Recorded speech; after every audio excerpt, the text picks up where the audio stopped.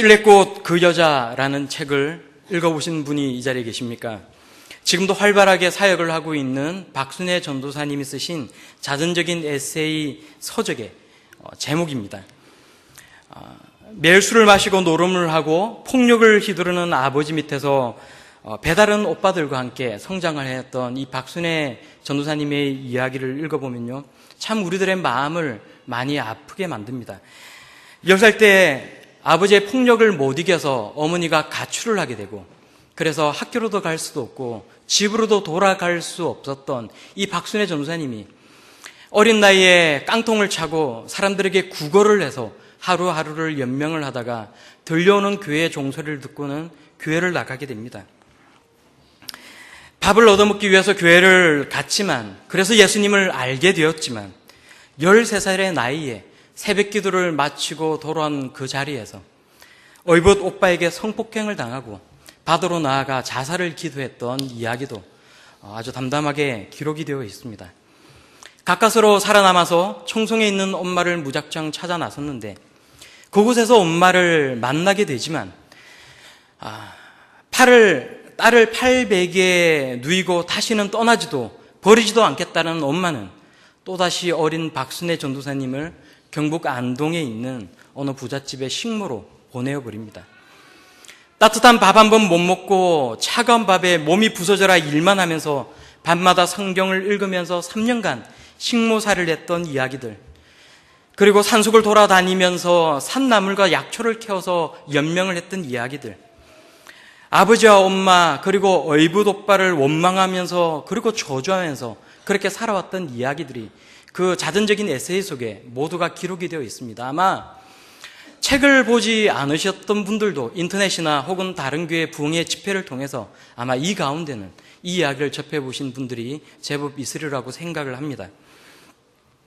상경에서 어느 정도 안정을 되찾나 싶었지만 깡패와 같은 남편과 결혼해서 어릴 때의 아버지처럼 술과 도박과 그리고 가정폭력을 일삼으며 사는 그 남편에게 주먹에 코를 맞아서 정말 기절을 했던 이야기, 옥상에서 자살을 기도하려고 했던 이야기들, 이런 아주 파란만장한 이야기들을 읽어보면 절대절망 속에 호족거리면서 살아갔던 그 나이 어린 박순애 전도사님의 그 일생이 너무나도 답답하고 아무런 탈출구가 없는 그런 인생인 것만 같은 생각이 들 수밖에 없습니다.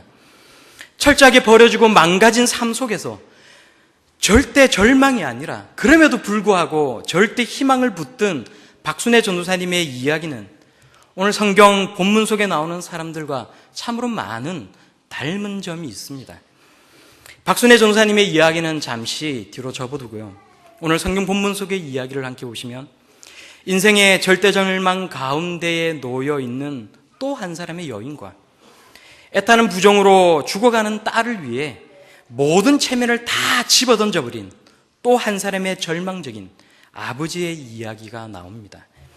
우리는 오늘 이 두 사람의 이야기를 통해 우리에게 희망을 주시고 우리를 용기와 축복의 자리로 이끌어 주시는 하나님의 이야기를 듣고자 합니다. 오늘 본문의 말씀을 보시면 야이로의 딸을 고치기 위해 이동을 하시다가 혈루증 걸린 여인의 이야기가 갑자기 끼어들어 있는 것을 볼 수가 있습니다. 우리가 성경을 다 뒤져봐도 사복음서 어디에도 이렇게 어떤 이야기를 하다가 갑자기 다른 이야기가 끼어든 그런 본문은 등장하지 않습니다. 하지만 사실 예수님이 활동을 하시던 그 당시에 이런 일은 비일비재하지 않았겠습니까? 예수님이 누군가를 고치러 이동을 하시다가 또 다른 사람을 고친 이야기, 예수님이 어느 불쌍하고 가난한 사람의 마음을 위로하기 위해 그곳을 향해 가시다가 또 다른 마음 아픈 사람을 만나 그 사람을 위로해 줬던 이야기는 아마 예수님이 활동을 하시던 그 시대에 아주 비일비재했던 그런 이야기였을 것입니다. 그럼에도 불구하고 성경이 굳이 여기에서만 어떤 한 이야기를 하다가 갑자기 다른 이야기를 끼워 넣는 그 이유가 무엇이겠습니까? 야율의 딸과 혈루증에 걸린 여인은 닮은 듯 하면서도 다른 점 3가지를 우리들에게 전해주고 있는데요, 오늘 성경의 이 이야기가 우리들에게 들려주고자 하는 메시지에 대해 우리 모두가 귀를 기울여 들을 수 있기를 바랍니다. 닮은 듯 하면서도 다른 점 하나는요, 12라는 숫자입니다. 혈루증에 걸린 여인은 지난 12년간 불행한 삶을 살아왔습니다. 외롭고 버림받은 철저한 외투로 살아온 인생, 절망 가운데 살아왔던 그 여자가 이 혈루증에 걸린 여인입니다.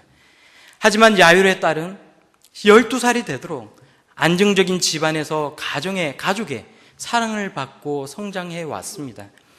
혈루증에 걸린 여인은 12년이 지나도록 나아지지 않고 점점 더 불행해지는 자신의 모습을 통해 깊은 절망을 경험하였습니다. 시작할 때 말씀을 드렸던 박순애 전도사님의 삶처럼 온전히 절망 속에서 철저하게 버림받은 그런 삶을 살아왔던 것입니다. 야로의 딸은 반면에 12살을 살다가 이제 막 죽음 앞에 던져집니다. 행복하고 단란한 가정을 꿈꾸었던 야이로는 갑자기 다가온 딸의 죽음 앞에 깊은 절망을 하고 있는 것입니다. 무자비한 질병과 죽음은 해맑은 딸의 웃음만 가져간 것이 아니라 언제까지 햇살만 비출 것 같았던 가족의 행복을 송두리째 빼앗아가 버리고 말았습니다. 갑자기 절대 절망이 야율의 앞으로 찾아온 것입니다.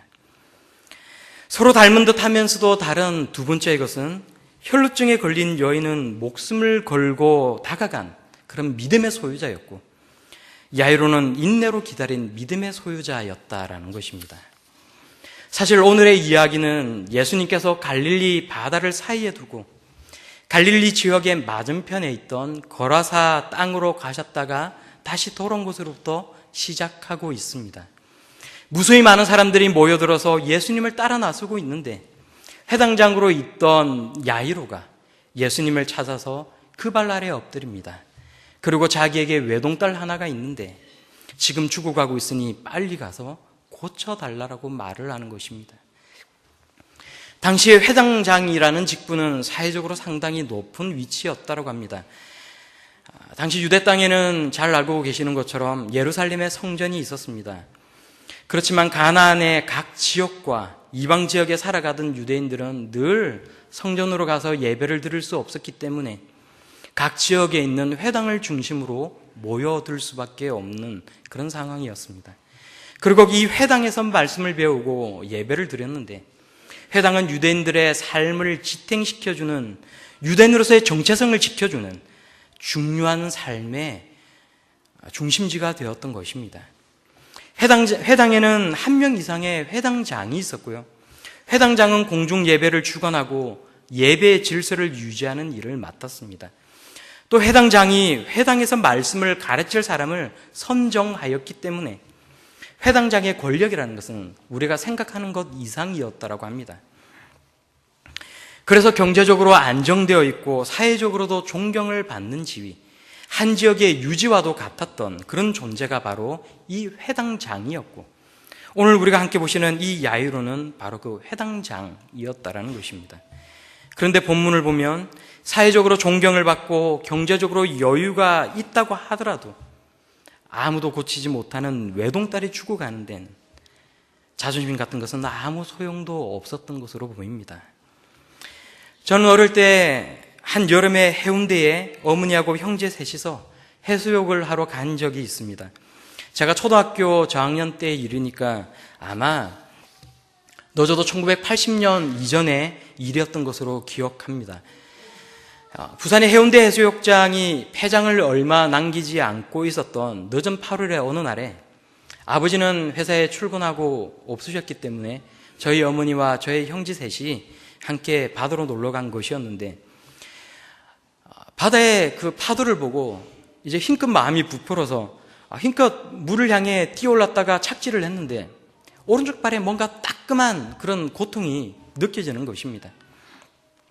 물을 향해서 이렇게 걸어가는데 자꾸 발이 따끔거려서 물 밖으로 나와서 발을 보았더니 이제 발에서 피가 펑펑 쏟아지고 있는 것입니다. 어린 나이에 피를 보니까 겁도 나고 아프기도 하고 해서 막 자지러지게 울었는데 어머니가 저쪽에 앉아 계시다가 저를 발견하고 달려와서 이제 울고 있는 이제 저를 안고 해운대 해수욕장에 임시로 설치되어 있는 보건소로 저를 데리고 가셨습니다. 보건소에 있는 의사가 하는 말은 이미 발 속에 모래 알갱이라든지 유리 조각이 들어가 있는지도 모르기 때문에, 그리고 여기서 치료하기에는 찢어진 정도가 너무 크기 때문에 빨리 시내에 있는 병원으로 가서 거기서 치료를 받게 하라는 것입니다. 어머니는 정신없이 울고 있는 저를 안고 뛰었습니다. 보건소에서 흰 붕대로 저의 발을 지압을 해주고 응급처치를 해주었지만 제 발에서는 시뻘건 피가 계속 흰 붕대를 타고 바닥으로 뚝뚝 흘러져 내렸습니다.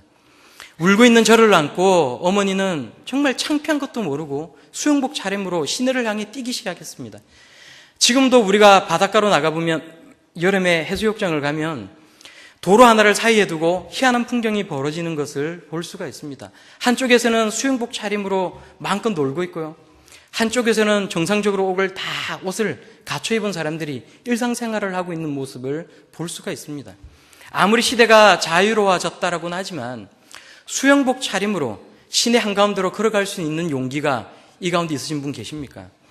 저희 어머니께서는 80년대 이전에 그 보수적인 부산의 그 정서 가운데서도 울고 있는, 그래서 발에 피가 흐르고 있는 저를 안고 병원을 찾아서 이리저리 정신없이 저를 안고 뛰어다녔던 것입니다.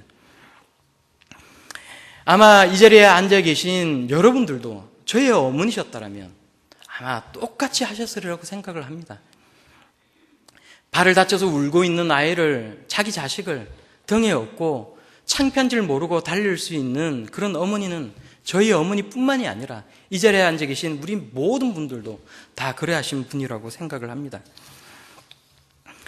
지금 와서 그때를 상상해 보면 정말 그 보수적인 때에 어떻게 그렇게 할 수 있었을까라는 생각을 해보지만 우리 어머니의 마음이 얼마나 당황스러웠겠습니까? 오늘 이 성경 본문 말씀을 보시면 이제 12살이 된 야율의 딸이 죽어가고 있습니다. 회당장이니 사회적인 지위니 체면이니 그런 건 딸을 사랑하는 아버지에게는 고추장스러운 거칠에 불과하지 않았겠습니까? 회당장 야이로가 예수님의 발 아래에 엎드려서 딸을 고쳐달라고 머리를 조아렸을 때 그 마음이 얼마나 절박하고 절실했는지 우리 모두는 충분히 공감하고도 나무 믿는 줄로 압니다. 예수님은 흔쾌히 죽어가는 딸을 위해 야율의 집을 향해 걸어가십니다. 그런데 뜻하지 않는 사건이 발생합니다. 12년을 혈루증에 앓아오던 한 여인이 예수님의 옷가에 손을 대면 고침을 받을 수 있다는 그 단순한 믿음으로 예수님의 몸에 손을 대는 일이 있었는데 굳이 예수님은 그 여자를 찾으시겠다고 말씀하는 것입니다. 베드로가 말합니다. 이렇게 수많은 사람들이 예수님 주위에 몰려 있는데, 서로 밀리고 밀치면서 이동을 하고 있는데 예수님 옆에 서 있는 사람들 중에 예수님하고 부딪히지 않을 사람이 누가 있겠습니까? 한시가 급한데 야율의 딸이 죽어가고 있는데 예수님은 길 한가운데 서셔서는 도무지 걸어갈 생각을 안 하시는 것입니다. 그리고 자꾸 누구냐고 물으시는 것입니다. 한 여자가 저쪽 인파 속에서 떨면서 나옵니다. 그리고 사실은 12년 동안 자신이 하혈을 하여서 그거 고치느라 돈도 다 날려버리고 율법의 규례에 따라서 친구도 제대로 없는 그런 외로운 인생을 지금까지 살아왔노라고 이야기를 합니다. 이하도 정말 이 여자도 불쌍한 인생 아닙니까? 야율의 딸이 지금 12살이 되도록 살면서 좋은 부모님과 좋은 환경 가운데 사랑받으면서 행복하게 살아왔다라면 이 혈루증에 걸린 여자는 그 아이가 살아오던 12년 동안을 끊임없는 고통 가운데서 살아왔던 것입니다. 이 여인은 예배를 드리러 회당으로 나아가지도 못합니다. 율법은 엄격하게 이것을 금하고 있기 때문입니다. 누군가가 자신을 터치하지도 못합니다. 혈류병에 걸린 여자에게 손이라도 닿은 사람은 종교적으로 부정해지기 때문에 자신도 남을 만질 수도 없고 다른 사람도 자신을 만질 수가 없는 것입니다. 계속해서 하혈을 하기 때문에 만성적인 빈혈에 시달려 왔으리라고 우리는 충분히 상상을 할 수가 있습니다. 마음대로 어디를 가지도 못합니다. 육신의 병은 마음도 병들게 하고 마음을 함께 나눌 수 있는 친구도 없도록 철저한 외톨이로 만들어 놓고 말았던 것입니다. 그러던 어느 날 어떤 의사도 고치지 못했던 자신의 병을 고칠 수 있는 한 치유자를 알게 됩니다. 나사렛 예수라는 분은 치유의 능력 있는 사람이라고 확신하게 됩니다. 혈증에 걸린 여인은 정상적인 사람들이 있는 곳으로 갈 수 없는 몸 아닙니까? 하지만 철저히 자신을 망가뜨린 이 육신의 병을 고치기 위해 아무도 몰래 사람들 사이로 들어가서 드디어 예수님의 옷 끝을 만진 것입니다. 그리고 성경은 즉시 그 혈류증이 멈췄다라고 말씀합니다. 몸 안에 있는 그 질병이 떠나가고 흐르던 피가 즉시 멈추었던 것입니다. 이렇듯 이 여인은 예수님께 목숨을 걸고 다가간 믿음의 소유자였습니다. 목숨을 걸고 다가간 믿음은 깊은 절망의 수렁 속에서 절대 희망을 소유케 한 것입니다. 하지만 모든 사람이 다 똑같은 방식으로 살거나 똑같은 방법으로 축복을 누리는 것은 아닙니다.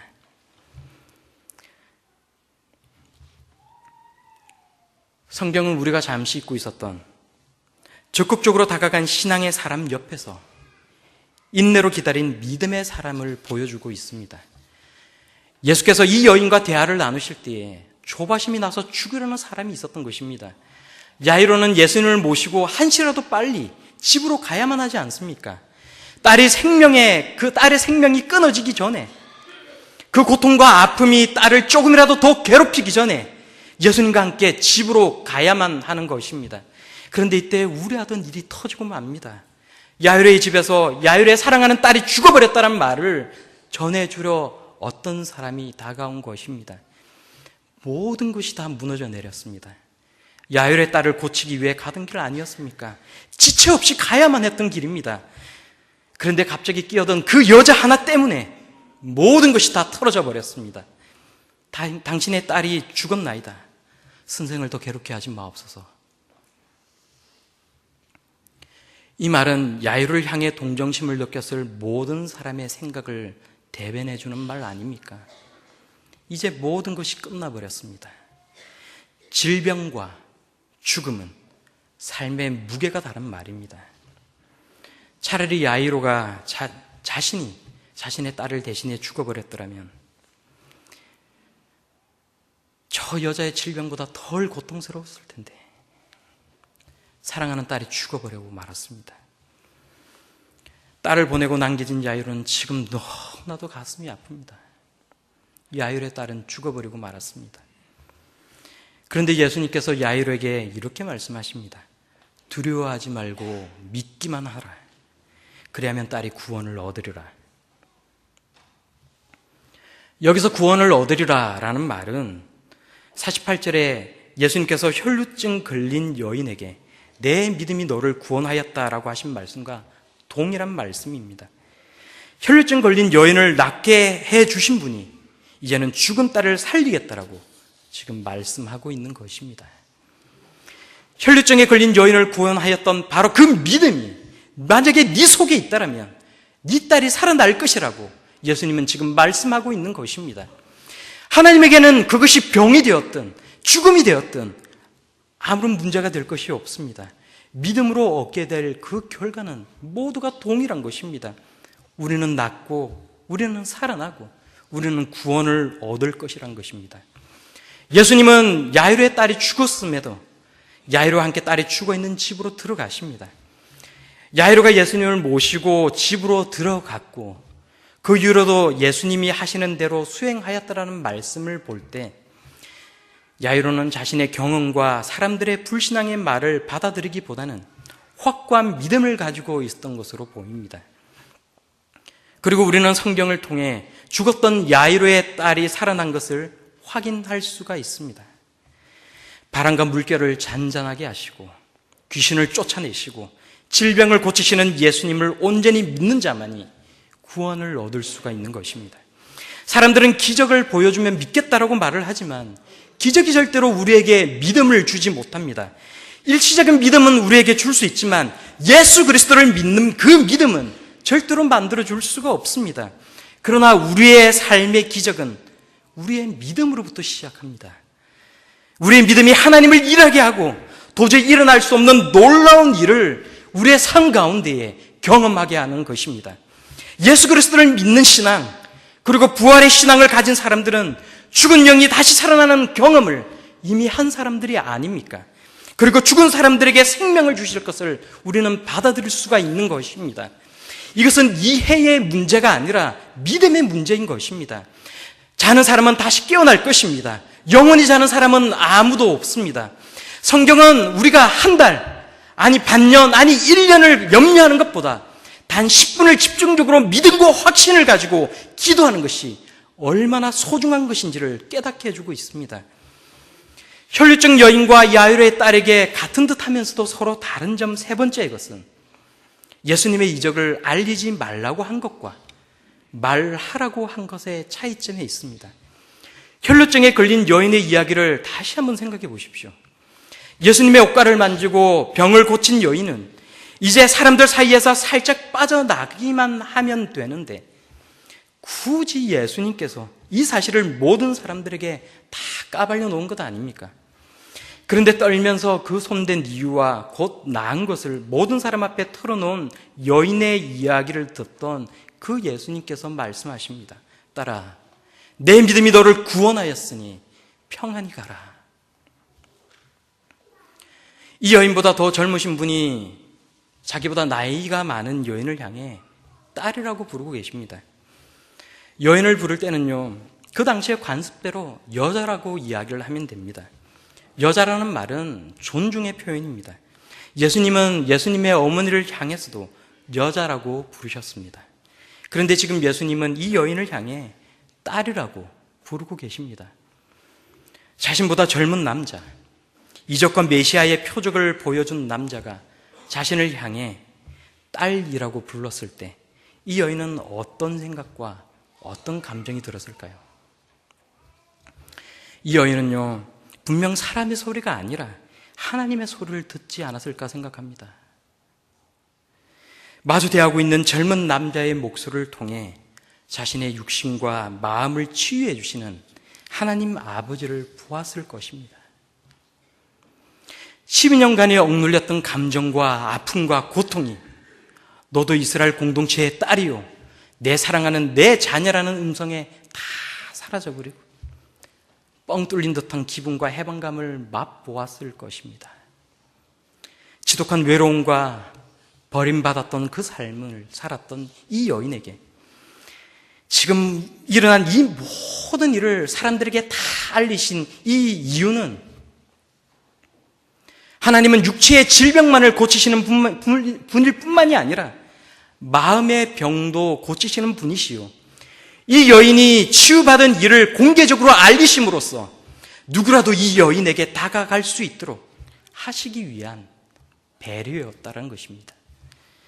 하나님께서 이 여인을 부르셨을 때에, 그리고 하나님께서 우리의 이름을 부르실 때에 우리의 삶의 문제보다 더 큰 위로와 위안을 우리는 받을 수 있을 줄로 믿습니다. 딸이라는 말은요, 가족이라는 말 아닙니까? 당신이라는 존재가 여기 사람들에게 따로 떨어져 있는 분리된 존재가 아니라 우리 모두는 다 같은 공동체요, 너와 나 우리 모두가 다 하나라는 말을 예수님은 동시에 하고 있는 것입니다. 지독한 절망과 외로움 속에 있는 이 여인에게 당신이 아니라, 여인이 아니라 딸이요, 우리라는 말은 큰 기쁨과 위안을 주는 말이었을 것입니다. 박순애 전도사님의 이야기를 다시 돌아올까요? 박순애 전도사님이 힘든 세월을 거치고 신학교에 들어가서 전도사가 되기로 합니다. 그리고 찔레꽃 그 여자라는 책을 펴내고 전국을 돌아다니면서 자신의 그간에 있었던 모든 일을 다 간증을 합니다.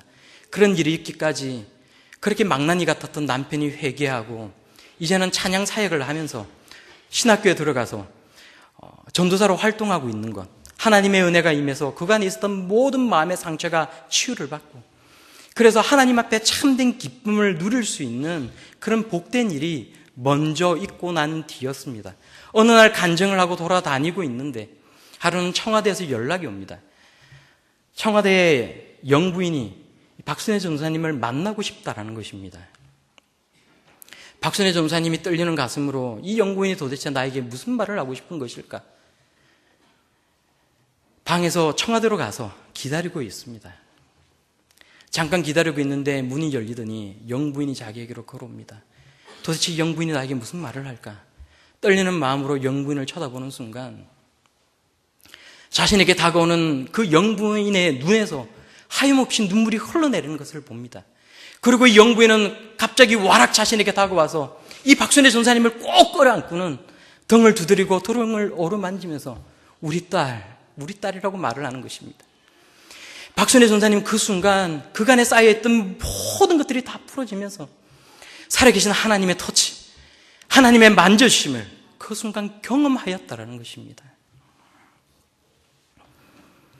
우리 가운데 하나님의 터치, 하나님의 만져주심을 경험하지 못하고 살아오시는 분 계십니까? 하나님의 만져주심을 꼭 경험하실 수 있기를 바랍니다. 혈류증에 걸린 한 여인을 가족 삼아주시고 우려난 큰 틀 속으로 묶어주시고 사람들 앞에, 천군 천사들 앞에 높여주신 하나님, 그리고 이름 없는 산굴에 있던 박순애 전도사님을 높여주신 그 하나님께서 이 자리에 계신 우리 모두도 높여주실 줄로 믿습니다. 우리는 생활의 여러 부분 가운데에 어려움을 겪거나 예상치 못한 일을 당하거나 힘든 일을 겪을 수도 있습니다. 일이 잘 풀리지 않아서 맥이 빠져 있거나 의기소침해 있을 수도 있습니다. 질병의 문제가 있을 수도 있고 고난의 자리 가운데 우리가 놓여 있을 수도 있습니다. 하지만 하나님께서는 우리 모든 삶의 영역에서 우리가 범사에 잘 되기를 원하십니다. 우리가 범사에 잘 되고 강건하기를 원하십니다. 내가 계획하던 바대로 일이 잘 진행되지 않고 원하지 않던 결과가 나에게로 다가올 수가 있습니다.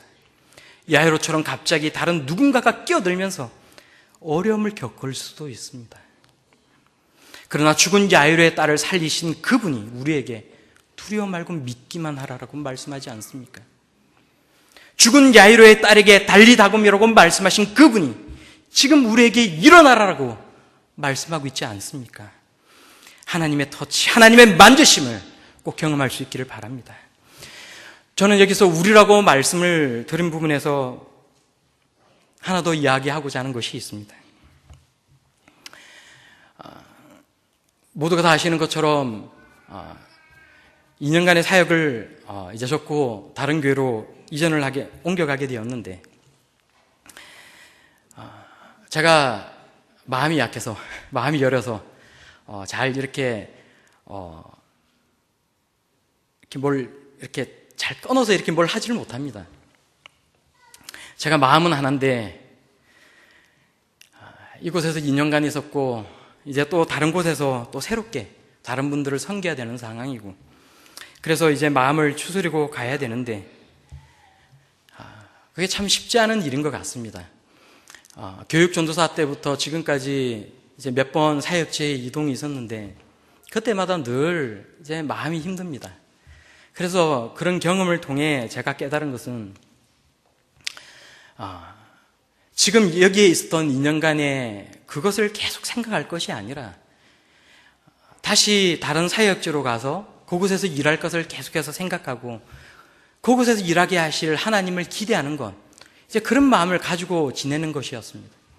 이제 이곳에서의 모든 것을 접고 마음을 다 거두고 이제 그곳에서 새롭게 시작할 사역을 생각하고 있었는데 많은 분들이 마치 저희 부모님과 같은 그런 따뜻한 그런 가슴으로 저를 꼭 안아주시면서 그동안 수고하였다라고 말씀하여 주시고 또 어떤 분들은 제가 그다지 그렇게 많은 사랑을 드린 것 같지는 않은데 또 이렇게 눈물을 흘려주시고 또 어떤 분은 우리를 잊지 말아달라고 노래를 불러주시고 근데 이제 어느 분이 자신은 늘 밤에 잠을 잘 때마다 지나간 일들에 관한 꿈을 꾼다는 거예요. 그때 이제 그 말을 듣는 순간 저도 모르게 제 눈에서 눈물이 왈칵 쏟아질 뻔했는데 그러면서 제가 드는 생각이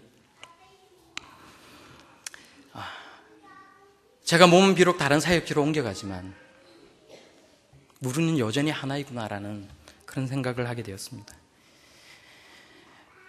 부족하고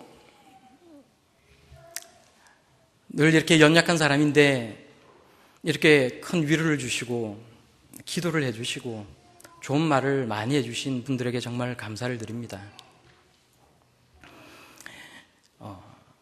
몸은 다른 사역지로 옮겨가지만 저의 기억은 우리라는 이름 하에 이곳에 계속 남아있을 것이고, 우리는 여전히 우리라는 이름 하에 우리의 마음은 계속 함께 한 사람으로, 하나의 공동체로 남아있을 것입니다. 야이로와 혈중 여인은 각자 하나님의 은혜를 경험하는 방법은 달랐지만 큰 믿음으로 하나님 앞에 나아갔던 그런 사람이었습니다. 우리에게 절대 희망이 무엇입니까? 우리가 경제적으로 잘 풀리는 것, 우리의 질병이 고침을 받는 것, 우리가 잘 되는 것, 물질적으로 부를 얻는 것이 절대 희망이 아니라 우리에게 그 모든 것을 허용하여 주시는 분, 우리의 하나님이 우리의 절대 희망이 되신 줄로 믿습니다. 우리의 삶의 고비마다 어려움이 찾아오든지 우리가 어떠한 모습으로 이 땅을 살아가든지 우리에게 절대 희망이 되어주시고 우리에게 끊임없이 희망을 부어주시는 하나님을 놓지 마시고 늘 하나님을 바라보시며 살아갈 수 있는 저와 우리 모든 성도님들이 다 되시기를 예수님 이름으로 축원합니다. 기도하겠습니다. 사랑과 은혜가 많으신 아버지 하나님, 저희들에게 꿈을 주시고 희망을 주시는 하나님이 있기에 오늘 하루도 용기와 힘과 위로를 얻으며 살아갈 수가 있습니다. 늘 하나님 앞에 복받은 자로 하나님을 버리지 말고 살아가게 하시고 늘 하나님을 잡은 그 손 꼭 붙들고 하나님께서 주시마 약속하신 모든 축복을 누리며 살아갈 수 있는 저희 모든 귀한 인생 다 되게 하여 주옵소서. 날마다 하나님과 동행하게 하시고 날마다 동행하여 주시는 그 하나님에 대한 확신을 가지고 이 험한 살아갈 수 있는 저들의 모든 복된 인생 되게 하여 주옵소서. 예수님 이름으로 기도드리옵나이다.